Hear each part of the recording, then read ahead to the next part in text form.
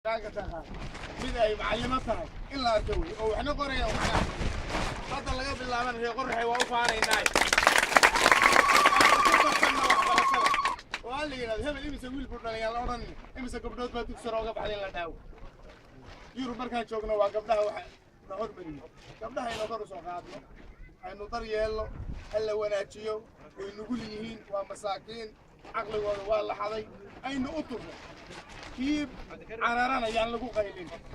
شنبرة كيا ساراتين لقوا قايلين وسي عراري صوت ويس أويا نكى كيسحون نكى كتاعا بيت كيسحون وتاسيا شعب كنا إنه وطن إنه صوروا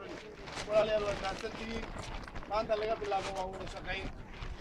وحن نقولنا هذه ترتن وقطع قر حي وقبل أيام الترتنسيو قبل أيام أمور ترتكب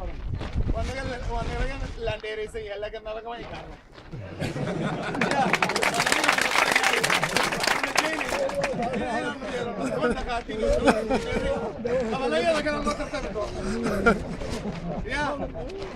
والسلام عليكم ورحمة الله وبركاته.